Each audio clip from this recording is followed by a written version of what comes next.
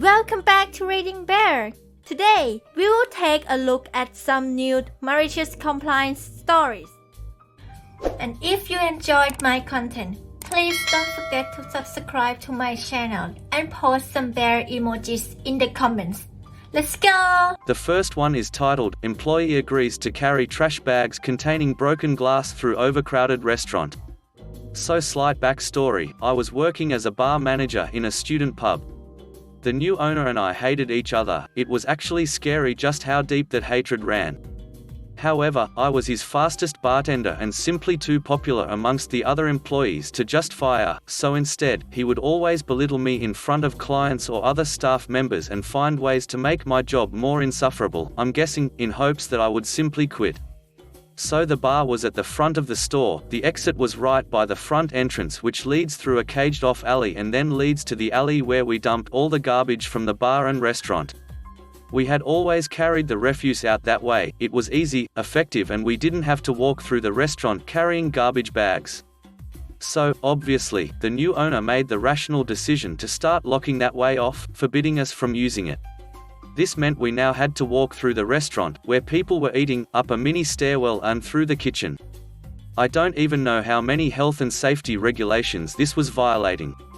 I had protested this at several staff meetings, explaining to him that us not being allowed to go that way doubled the trip, which left the bar a man short for double the time. It was also double the time for the bags to tear, considering they were usually filled with heavy and sometimes broken bottles, and mostly, it was just unsanitary walking through the restaurant and kitchen with bags that were usually dripping fluids, so, obviously, he refused and said we will continue doing it his way.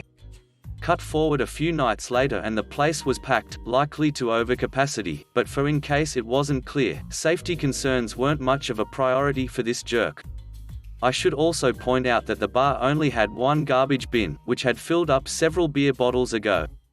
The other bartenders had been ignoring it because if you're carrying out garbage bags, then you're not serving customers, and if you're not serving customers, you're not making tips. So, I decided to take this task upon myself and to venture out of the bar. I felt like Frodo carrying the ring to Mordor. As I mentioned, the bag was already over its recommended weight capacity, so I had to get through this crowd fast because I could feel it was going to tear quickly. Some of the glass had broken inside the bag too and had started cutting into me as I tried carrying the bag from the bottom to keep it from tearing open, all the while fighting my way through a crowd of drunk students. I finally made it to the mini stairwell by the kitchen, where the drunk owner and a random drunk girl were sitting on the stairs. The bag was now super close to tearing, and my hands were covered in blood from getting cut by the glass. I tried getting the stupid boss attention, begging him to move so I could get past. The boss ignored me. I'll say that the first time it was entirely possible that he may not have heard me over the crowd and the loud music. So, I tried again. This time he looked straight at me, and then continued to ignore me anyway. Cue the malicious compliance as I lifted the bag right over him and the girl, just for it to tear open right above them, drowning them both in dripping bottles of beer and pieces of shattered glass. I felt bad for the girl, she had not deserved this. As for the owner, screw him. The kitchen staff had heard the crash and screams and ran out to clean the mess. I tried helping, but they told me to go back to the bar. A few seconds later, the owner came storming into the bar, screaming at me and asking me what possessed me to try and lift a garbage bag over the head of him and a customer. I, innocently, said that I wouldn't have had to if he had just let us go through the alley. The owner gave me the biggest death glare I had ever gotten, then took the alley key off his key ring, threw it at me and stormed out of the bar. So even though I had been forced to cover a girl in glass to get my point across, I still walked out of this battle victorious.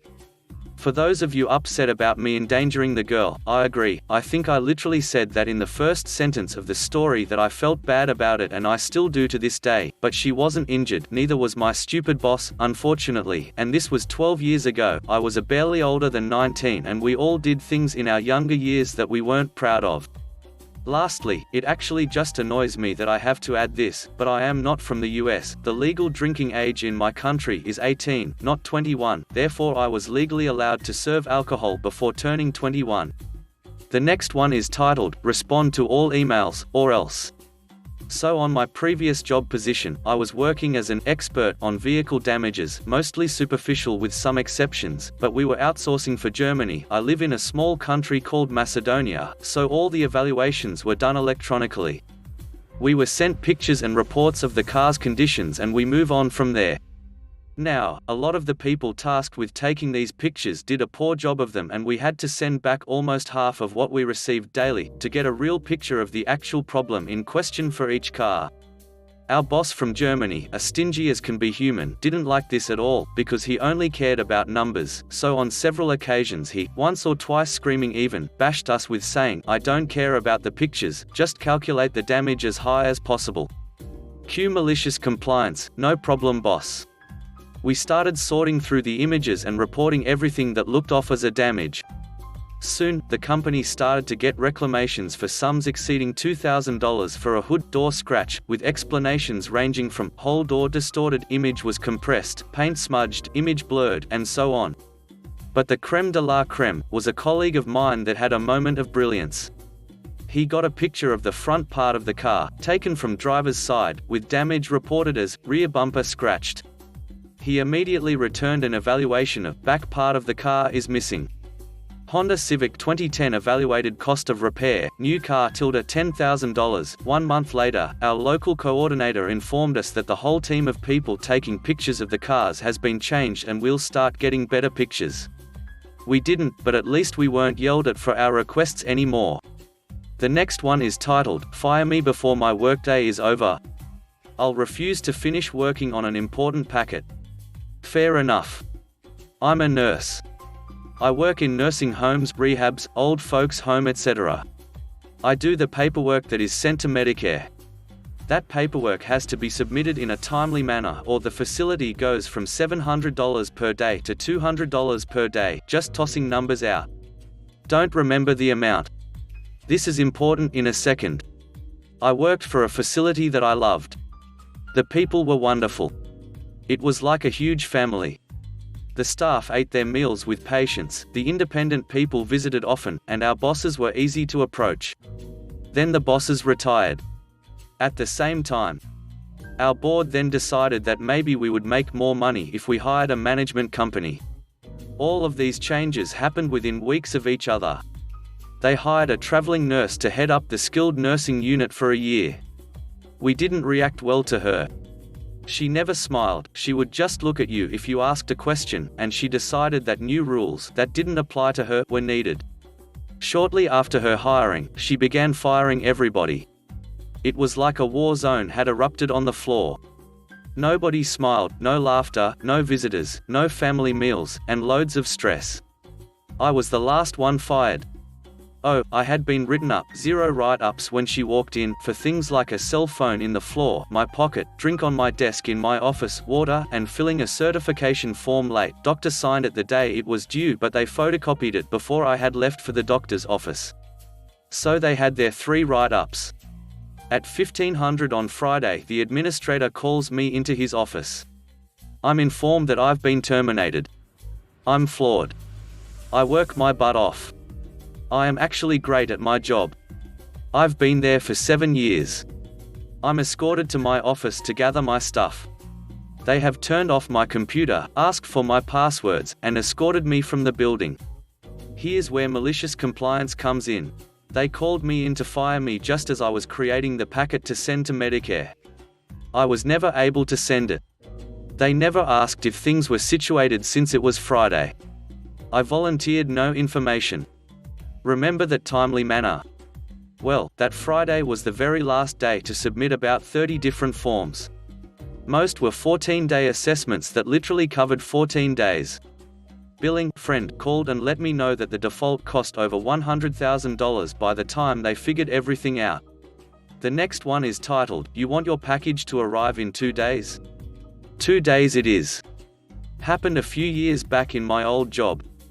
I was on the sales team of a small Chinese chemical firm that was still trying to develop new customers. The procurement manager of one of our potential customers, let's call it Lucky Star, asked us to send a 230 kg sample, 1 steel drum, net weight, to their site for the industrial trial. Usually, the way it works is that we'll ask our logistics company to truck it to the closest transit hub, where the drum will be loaded on another truck bound to a different transit hub. Repeat the process until it gets to the destination. This will usually take around 2 to 7 weeks, depends on the truck's availability. Lucky Star's procurement manager is fine with the delay, but the site manager won't have it. 2 to 7 weeks is unacceptable. We need them now. This is actually not uncommon in our industry.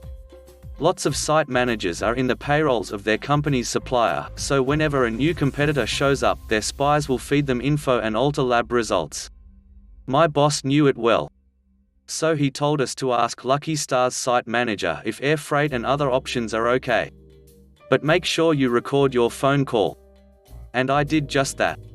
The exact exchange was forgotten. But this is roughly how it went. How long will it take? Depends on the flight schedule, but it will probably take about 1 to 2 weeks, since we'll need to get approval from the airline first, provide them with MSDS and other documents for safety reasons. Unacceptable. You're too slow. We can get the sample to you in 2 days if you wish. Well, do it then. At this point, I'm starting to lose it. But I told him I'll see what I can do. My boss was listening right next to me. Did you guys figure out the payment details? I told them the sample will be free. Did you say we'll handle the shipping cost? No. Good.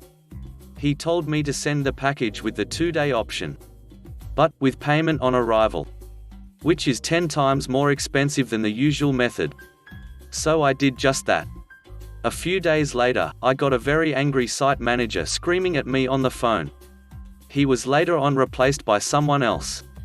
Recently the truth was revealed to me. Turns out the procurement manager, my boss, and the replacement guy were all in it together. They all worked for the same company for about a decade until they decided to quit. My boss went solo and founded his own company in the same industry. His friends were all headhunted to Lucky Star. One to procurement and the other to production. They claimed the whole thing was to get rid of an old duck without any progressive mindset and won't bat an eye if Lucky Star suffered financial losses. They claimed they're actually doing a favor for the company. With a new competitor in the supply chain, it will bring down the production costs by forcing actual competition. I left the company to pursue other careers afterward. But I still think about what they told me that day occasionally. The next one is titled, "Sure, kick me out of the assembly, but thanks to you, I've found a way to get an extra long recess for a year." How did they not see this coming? This is a story from my high school years. Now, before I write anything, to my American readers, before you start explaining the law to me and calling my story fake, I want to emphasize, this is Africa, we have rules, we have laws, but unless you're murdering someone, they're really more just guidelines to follow than anything else. So, a brief backstory, they're not really crucial to the plot, but it paints a nice background. Any of those that read the story about my evil stepmother knows that by age 14 I was living alone in my father's house and making a pretty comfortable living renting out his rooms to students. Therefore, needless to say, for me, high school was a blast. Now I'm not going to lie and say I was a good student, I was anything but. I mean, I never drank or smoked, but I skipped school almost more often than I attended. When I rarely did show my face, I'd often just go sit in any class that I felt like, whether I took the subject or not. Sometimes I'd just go to school for recess and go home again after. I was really living the dream of any B-average student. What's more, I hardly ever got in trouble. Even when I got caught, the teachers would kinda just brush it off and let me get away without so much as a slap on the wrist. Most of the teachers either loved me or had long since realized there really was nothing that could be done about me, so they mostly just humored my antics. There was, however, one teacher who saw through my charms. He was the first language teacher, never my favorite or anything, but I truly held no ill will towards him. In fact, I kinda respected him for being the only one that actually bothered calling me out on all my crap. Although this seldom did him any good, because whenever he threatened to call my parents, obnoxious kid that I was, I would just ask him, which parent? My mother in heaven or my father somewhere in Africa? If you manage to reach either of them, could you please ask them to check in once in a while? And this would kinda be the end of the conversation, because as arrogant as I was about it, my argument wasn't untrue. On to the day of the actual story. I was in my senior year and still attending classes on an on and off basis, but attending more than I did past. I wasn't trying to change my ways or anything, but I was in the process of putting together a 4-hour-long video of our high school years and realized I had skipped so much that year, that I hardly had enough footage to use for that segment. On this particular day though, I had picked the wrong day to attend and ended up having to attend the assembly. This did not sit well with me, as I had a personal gripe against our school principal for something that had happened in my sister's senior year, and therefore I refused to show him any kind of respect. He later got canned for having an affair with the PE teacher, so karma, but I digress. Now, as arrogant as I was, I do maintain that I wasn't actually talking as loud as the language teacher accused me of. But I will openly admit that I wasn't paying any attention to the principal's speech, because I hadn't done so in 4 years and definitely wouldn't have done so that day, so maybe I was, who knows? He wasn't an unfair teacher or anything. Nonetheless, the language teacher pulled me out of assembly and forced me to go stand outside. So I stand there waiting, several teachers pass me, one asks why I'm not inside. I answer that the language teacher kicked me out. They say, okay, and continue about their business. Later, the assembly ends, the students exit, and I'm kinda standing there waiting to be called to the office or just for some kinda consequence, but nada, nothing. So I walk back to class thinking, that was freaking awesome. Cue the malicious compliance. So the next week rolls around, I decide to attend school that day, assembly time comes, the other students enter, I hang back, and when the doors close, I'm still outside. I hang around again, later a passing teacher again asks why I'm not inside. I once more answer that the language teacher sent me out, and she again walks away without saying another word. The next week, I do the same thing, but this time instead of hanging out where the teacher told me, I just take a leisurely stroll outside, getting fresh air and an extra long recess while the other students are stuck inside that boring assembly. The week after, I got extra ballsy and invited a friend to try it out with me. He agreed, and when the bell rang for assembly, we both just hung back while the other students entered the building. So now I actually had company for this extra long recess. This was like the best discovery ever. Needless to say, I never set foot inside the assembly hall again. I wish I could say the same for my friend, but after 2 weeks he had grown paranoid and started attending again. Chicken. I would have loved to have ended this story by saying that the language teacher eventually caught me and I could have told him that he was the one that sent me out, but that moment never happened. Even though I was in the wrong and I knew it, I still would have loved that argument. Just a brief epilogue, the language teacher actually ended up marrying one of the girls in my class. Yes, I thought it was weird too, but he wasn't that much older than us, and I was very close to her sister. So he and I had nice chat at his sister-in-law's wedding, and I apologized to him for being a yerk back then, so we're cool today. The next one is titled, Your New Tedious Procedure is Only Going to Inconvenience You. Background: I'm a property tax consultant. This is my first tax protesting season, and so far the biggest lesson I've learned is that government is a pain in the butt. The state of Texas has a state-mandated form that must be turned into the county when a tax agency represents a property owner in that county for protesting. It's detailed and annoying, but most counties are fairly lenient because human error happens a lot when we get clients to sign and label terms and whatnot, except one county, which so happens to be the biggest county in the area, so it's the most valuable. These guys have been complete pains in our butts from day one. If everything is not perfect, they refuse the entire form. So needless to say, they bring me great joy. One more quick thing, every property in every county has a specific account number, ranging from 6 to 20 digits, depending on the county. This large county has 10 digits for each property account number. So last week, we get an email from the head honcho of the appraisal district for this specific county, specifying new rules for emailing signed forms. Before, we were able to attach the signed documents from client name and ask for them to be processed. The new rules stated that every file had to be named, every account number being sent in, same on the subject line of every email, along with our agency name and ID number. Forms will not be accepted if this is not followed. This process is tedious, as we now had to search for and write down every account number when we usually just use the addresses. Cue malicious compliance. This morning, a family friend called me and asked us to protest their taxes for them. I knew this friend owned some properties in the area, so I asked them to send over their list. I'd create the contracts and forms, and all she would have to do is sign. As it turns out, she owned about 25 properties, 20 of them being in, you guessed it, pain in the butt big county. I immediately saw where this was going and the evil glee was joyous. So I get all the forms set up, she signed them perfectly, might I add, and I go hard with making sure I have every single account number listed out. Unfortunately, I had to make 2 separate documents, as apparently 20 sets of 10 digits is too many for a file name, but you bet your butt every number fit into that subject line, along with our own ID number and name. I then wrote out my basic body email I use for all these emails and then added, there should be 20 total, please process every account number, for company name, at the end, CC'd my boss, and sent. 2 hours later, another mass email from head honcho, we don't need to list every account number anymore. Petty? Simple? Maybe, but my job got easier, so I call it a win.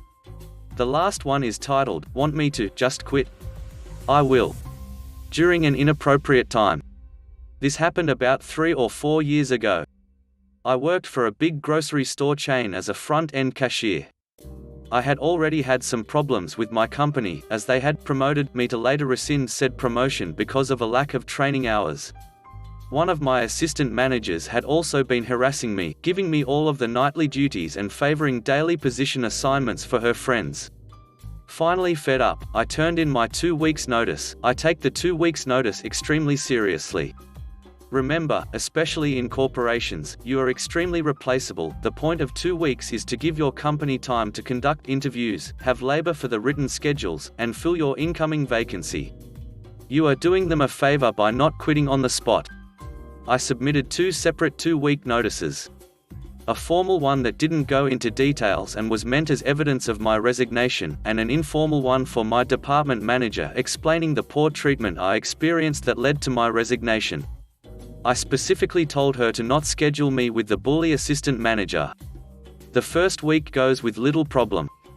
2 days into the second week, I arrive for my shift to find that the bully assistant manager has been scheduled as my manager on duty. Fan-ducking-tastic. I seek out my department manager and question why she has violated my condition. She explains that she has spoken to my mod, and that everything will be fine because I'm here. So just work, okay? When I return to my department to receive my position, I see that I'm scheduled on the self-checkout station. This is by far the best station because you don't have to scan or bag, just help older people who struggle with the machines and check IDs for alcohol. Well, the bully assistant manager has commandeered my station because her knee is bothering her. I immediately smell bullshit but say nothing as I head to my normal checkout lane. Well, surprise, surprise, an hour goes by and the bully's best friend has arrived for her shift. The bully's best friend's favorite position was easily the self-checkout station because, again, it's easy, and she was even lazier than me. She also used the quiet moments to shop for her groceries. Time theft, anyone? Suddenly, the bully's knee is feeling 100% better. She hops off the self-checkout, sends her best friend to the station, and hops on a normal lane. I am seething. Cue malicious compliance. Grocery stores have peak times, usually around 4 to 6 p.m. when people are getting off work. Working on a register during these times can be crazy, but I was also one of the faster workers, so it's no sweat. My manager tells me to just work. Sure. I work my butt off. I give every customer the friendliest customer service I can, and work accurately but quickly. My lane moves 3 times faster than the other open lanes combined, and before I know it the peak has ended. Once sticking around for another 10 or so minutes, to confirm the peak has ended, I calmly shut down my register, clock out, and leave. 4 hours before my shift was supposed to end. And I don't come back. Because I was between high school and college at the time, I was one of the store's most important coverage workers. I worked almost any shift, usually during peak times, which meant that my manager had to scramble to fill every single 8-hour peak shift she had given for the rest of that week. quote. Thanks for listening.